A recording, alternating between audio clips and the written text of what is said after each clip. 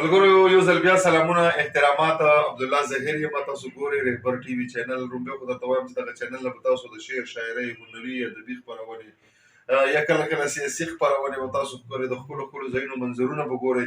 دغه چینل د سره خوښ کړئ بیا مې ملګرو یو خبرې باندې د سره په ټاپک باندې خبره کوله دغه موضوع راياده شوه اکثر په سوشل میډیا باندې موږ ګورو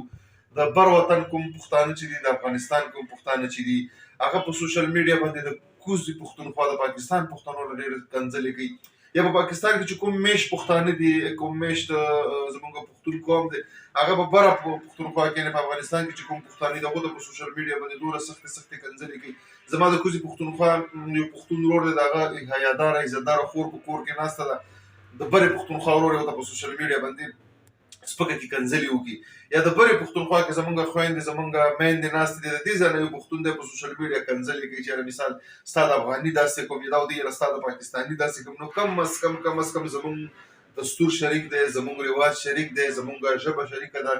زمونږ فرهنګ چې دی دا شریک دی زمونږ هر څه شی زمونږ اسلام زمونږ دین الحمدلله یو دی زمونږ مذهب زمونږ کلتور زمونږ رواج شریک دی مونږ د لرې که د برې پښتونخوا خلک یو زمونږ خپلو کې رشتې شوي دي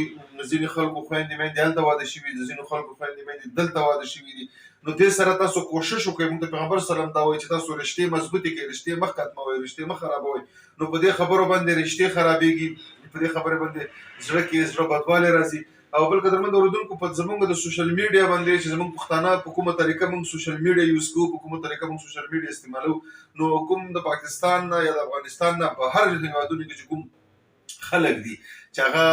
څه لږ ډېر په پښتو باندې پوهېږي هغه زموږ د کمنټونه ګوري زموږ د میسیجونه ګوري هغه مونږ پورې خاندي هغه مونږ ته اوس سپور د ټوله دنیا لګیا ده چې پښتون ایک جاهل قوم ہے پښتون یو جاهل قوم دی ولې جاهل دی هغه خلک زموږ دغه جهالت ګوري زموږ دغه کمنټونه د یو بل خویندې میندې په سوشل میډیا باندې تاسو وګورئ خلک ته پیسې ګټي تاسو وګورئ خلکو ته ځانونه جوړ کړل تاسو وګورئ چې خلکو ته تعلیمونه وکړل تاسو وګورئ چې همدې انټرنیټ نه خلکو بلا تجربې بلا لاسته راوړنې وکړي او موږ اوس هم لګیا په سوشل میډیا باندې په فیسبوکونو باندې یو بل ته کنځلې کوو د خبرې مطلب مې صرف دا و چې مینه وکړئ محبت وکړئ په مینه باندې په محبت باندې ودانونه ابادېږي په مینه باندې په محبت باندې زړونه خوشحالېږي د نفرتونو نه هېڅ هم نه کېږي نفرتونو که موږ د پښتنو ته مخکې څه پیدا ورکړي خو اوس به هم یو نفرت وکړو که جنګونه موږ پښتنو ته مخکې څه پیدا ورکړي نو اوس به هم جنګونه وکړو امن مینه محبتونه په لر او بر کې خواره کوي زما د نننی پیغام دا و ډېره زیاته مینه او ډېره زیاته مننه